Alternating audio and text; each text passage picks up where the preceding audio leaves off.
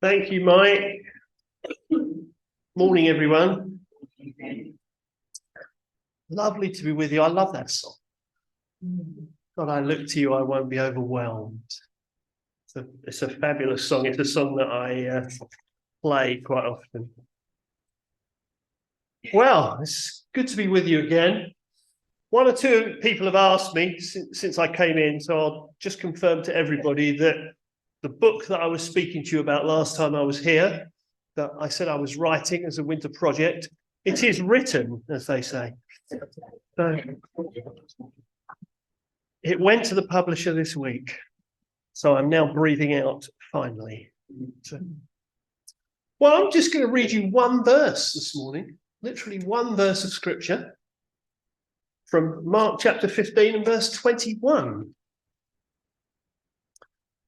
which simply says this: Then they, that's the Roman soldiers, compelled a certain man, Simon, a Cyrenian, the father of Alexander and Rufus, as he was coming out of the country and passing by, to bear his cross. One verse, there you go.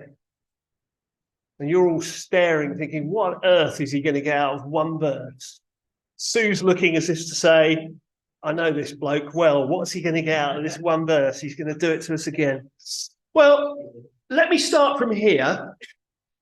And I think there was another microphone earlier on that was roving about, which I'm going to ask Ant to get in his hand, because I'm going to pose a question, which is, what makes you excited or gives you a sense of adventure? Let's have a few offerings. What makes you excited or gives you a sense of adventure? Somebody's hands up.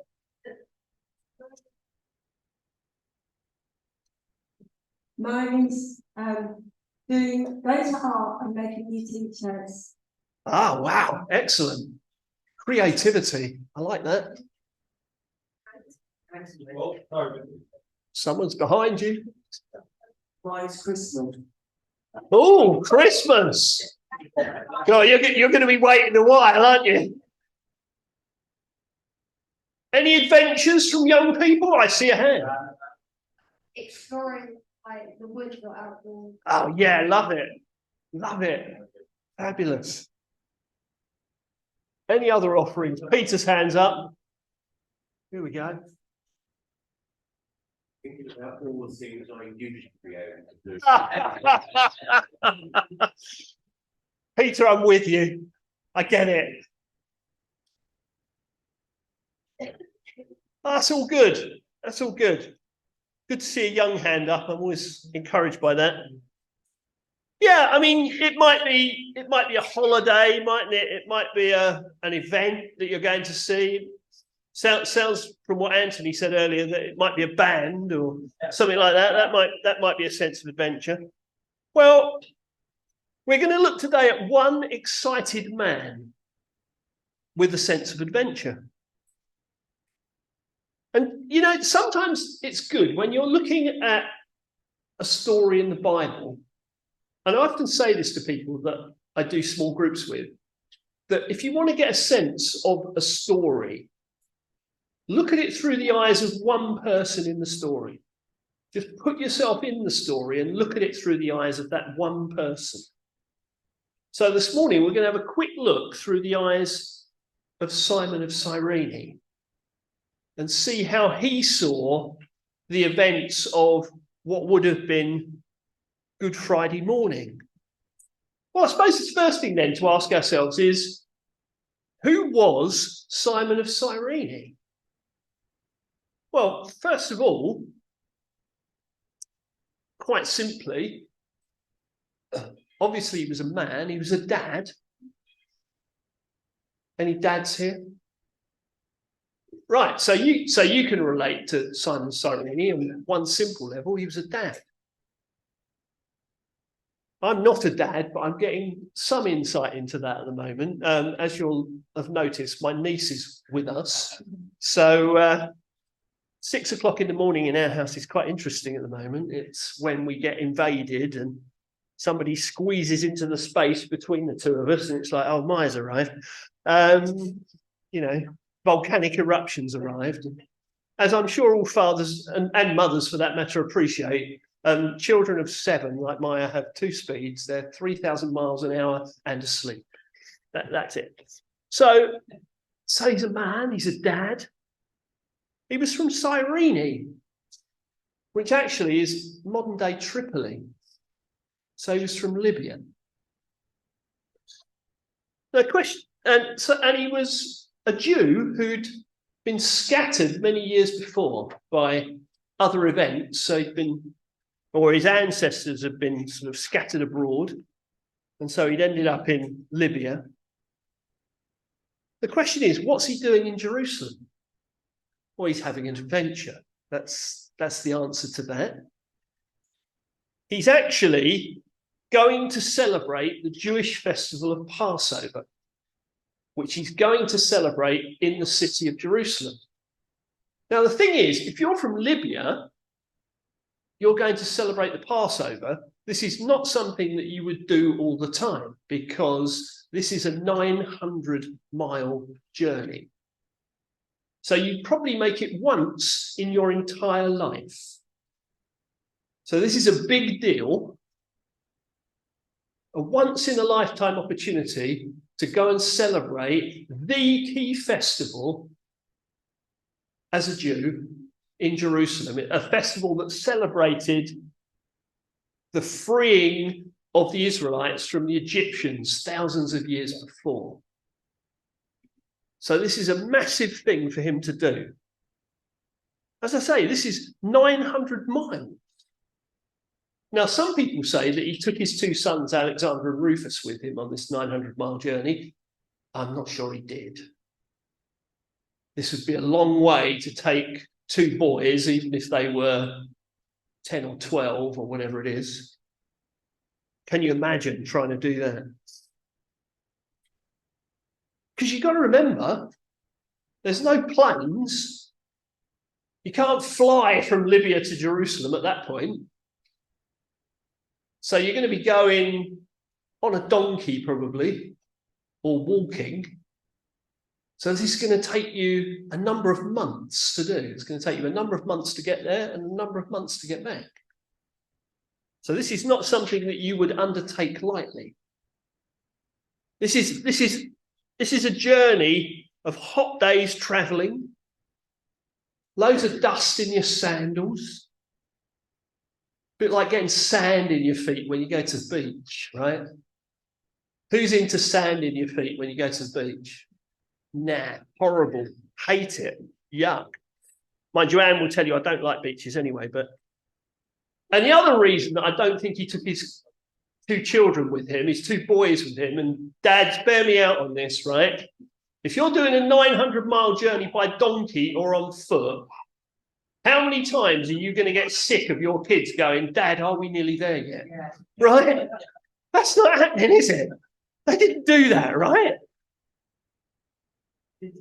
But you know what? He takes this journey, and can you imagine? He gets to a point, now Jerusalem's in a very high place, up on a hill, and he gets to a point where he finally sees the lights of Jerusalem. And he thinks, wow, 900 miles nearly up, I'm nearly there. I'm nearly there.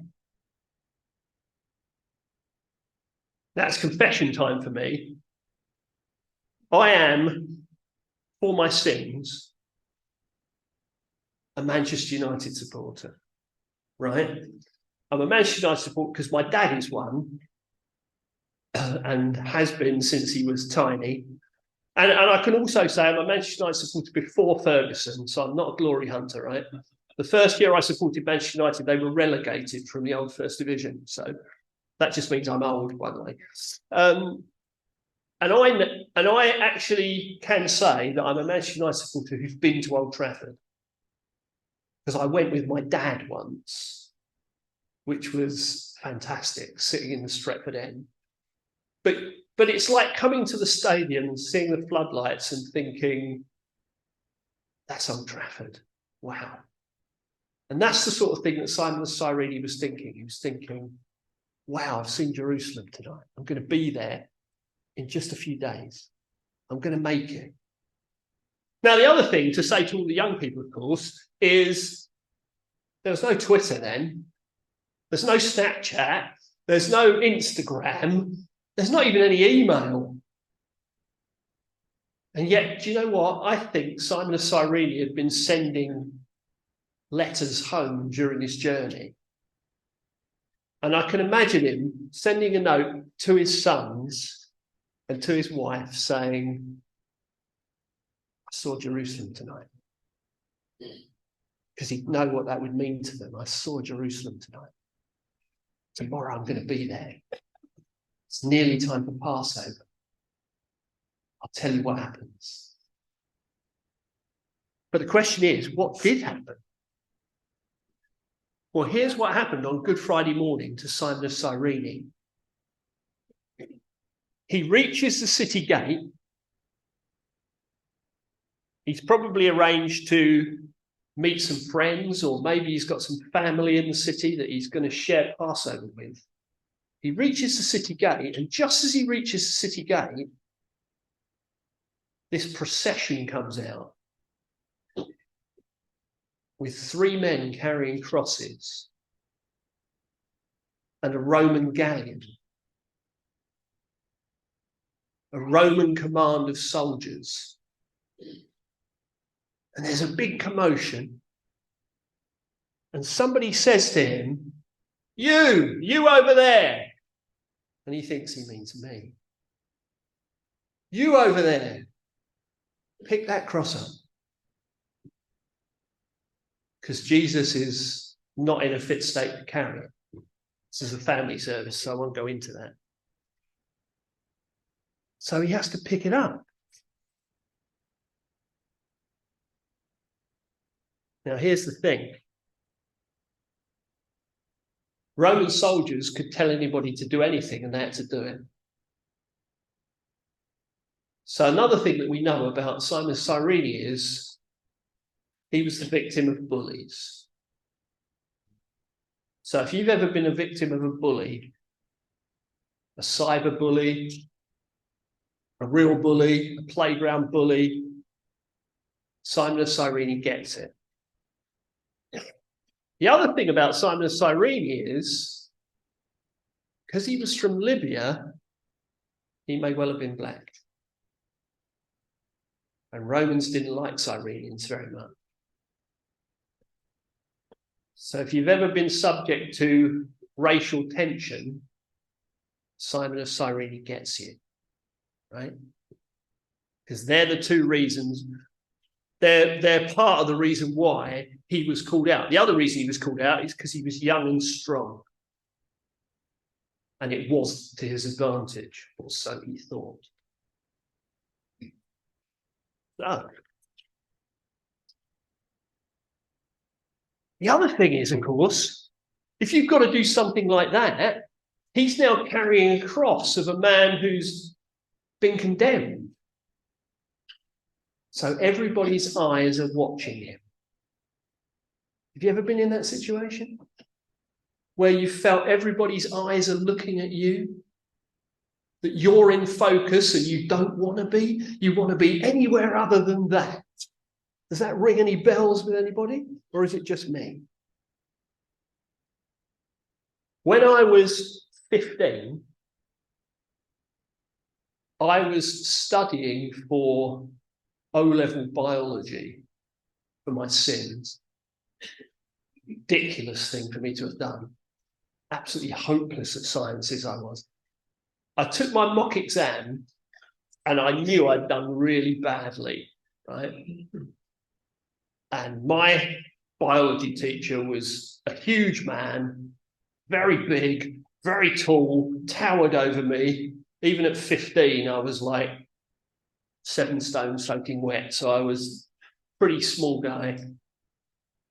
And Mr. Lount, as his name was, bless him, when the results came out, he insisted on reading them all out, which was great if you'd done well. But I knew I'd done rubbish. So I interrupted him as respectfully as I could and said, Mr. Lown, you know I've done badly. I know I've done badly. Not everyone needs to know that I've done badly. And he said, I'm going to read it out anyway. And he did. And I think I was last, frankly. And everybody's eyes were watching me. That's the kind of embarrassing moment I'm talking about here. But if you've ever been in that position, Simon of Cyrene gets you. And you know what happens when those kind of things occur? The thing that we always say to God, maybe we don't even get round to saying it to God. Maybe we sort of say it to whoever will listen, right? But the thing we say is, why me? There used to be a footballer a few years ago called Mario Balotelli. Some of you will remember him, won't you? Yeah, some of the boys remember him, I can tell that. And he always used to wear a T-shirt called Why Is It Always Me? That he used to pull up over his head and all sorts of nonsense. But we say, why me? Why me? Why now, God? This is really inconvenient. I could really do without it. Well, that's Simon of Cyrene. He's thinking, if I'd arrived 5 minutes earlier, I'd have got through the game. If I'd arrived 5 minutes later, they would have gone. Why did you make me arrive now? That's really inconvenient. But he thinks to himself, well, okay, I'm stuck with this now. So what I'll do is I'll get up the hill as fast as I can. I'll dump the cross and then I'll carry on. I'll just get through it any way I can. That's what we tend to do with embarrassing moments, isn't it? So he finally puts the beam down and the Roman soldier says to him, okay, you're excused. And he thinks, great, I can get back to doing what I was doing. Well, here's the thing. As he puts the cross down and he turns to go back towards the city, he realizes a very important thing, that he's touched the cross of a condemned man. And that means he's unclean for Passover.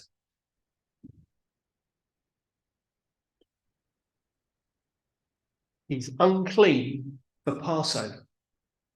So his 900-mile journey is wasted.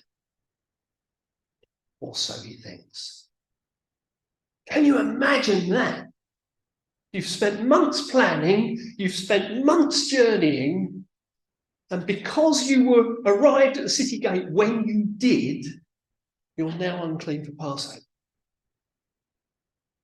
What a shambles is that? What do you do?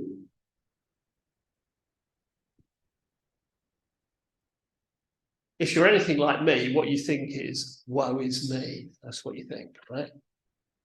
Here's a news flash, everyone. People that stand at the front and preach sermons quite regularly think, woe is me. They just don't often admit it. That's all there is to it.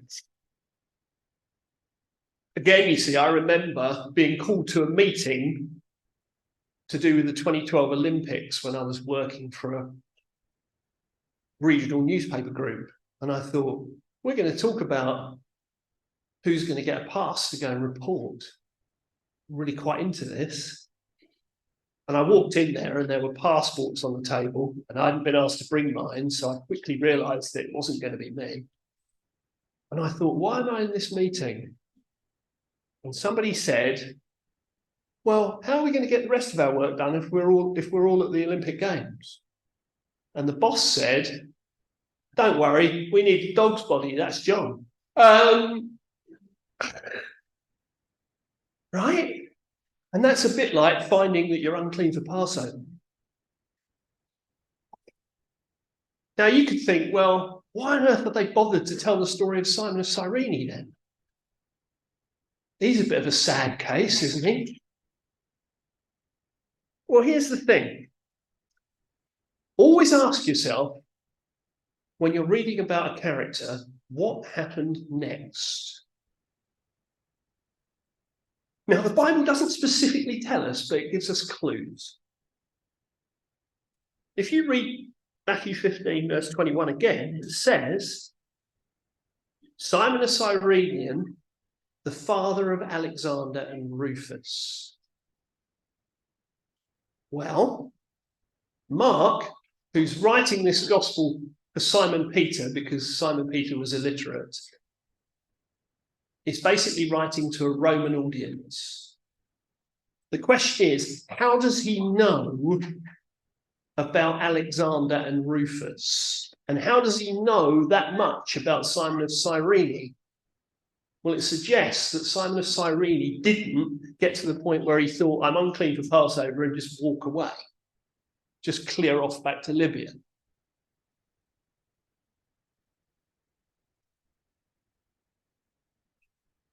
See, maybe he was really angry when he realized he was unclean for Passover. Maybe he thought he'd go and have a look at this man that had spoiled his trip. So maybe he went to the cross and looked. Maybe while he was at the cross, he met somebody else that knew Jesus, who was equally confused and didn't know why it was happening.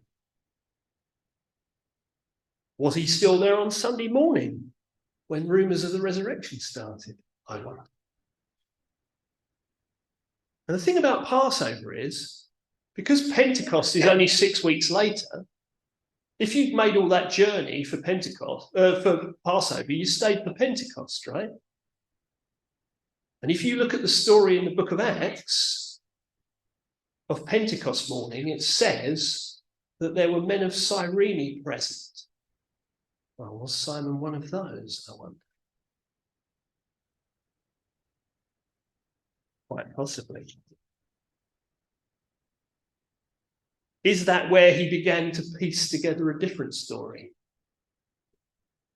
See, what I love about that is, if Simon was angry and he went to the cross to be angry, God allowed him to. God allows all sorts of things for us to find him. And if it means we start off being angry with God in order to find God, do you know what? That's okay. That wouldn't be okay for us. We wouldn't want somebody to be angry with us, so that wouldn't work in our logic. But it worked here. Now, you see, you begin to see the situation very differently. Because Simon earlier on was asking himself, why me? Why now? Why wasn't I 5 minutes earlier? Why wasn't I 5 minutes later? Well, if he'd been 5 minutes earlier or 5 minutes later, he would never have encountered Jesus at all. He would have missed him altogether. So in actual fact, he wasn't unlucky. He was actually having a divine encounter with God. God had called him into a much bigger adventure than celebrating Passover. He called him into a much bigger adventure than he could imagine. See, adventures with God are rarely straightforward. And sometimes they make us want to avoid them because they're just too complicated. I said to Anne this week, if I could have £1 for every time I'd said, this book is causing me too much aggravation, I really can't be bothered with it, I'd have made more money than I'll make trying to sell it. Probably. So let me ask you this, in conclusion. Have you lost your sense of adventure? Are you disappointed by previous adventures not seemingly working out as you thought they would? I'm aware at South Oxy at the moment that things are a bit up in the air. And it would be easy to think, why us? Why is this happening? Why now? We thought we'd worked it out. What's going on? Well, just remember that when Simon was feeling bullied, racially picked on, embarrassed, he was actually walking in the footsteps of Jesus. He just didn't know he was. The footsteps of Jesus look very weird sometimes. They really do. And you know what? Simon of Cyrene went from being conscripted to pick a cross up, being bullied into it, to walking a life with Jesus and passing it on to his kids. Willingly and voluntarily. He really is quite a remarkable man. So next time you see one person mentioned in one verse, there's probably more to it. Let's just pray, shall we? Well, Lord, thank you for giving us a sneak peek into Simon of Cyrene, a man who thought his life had become a mess,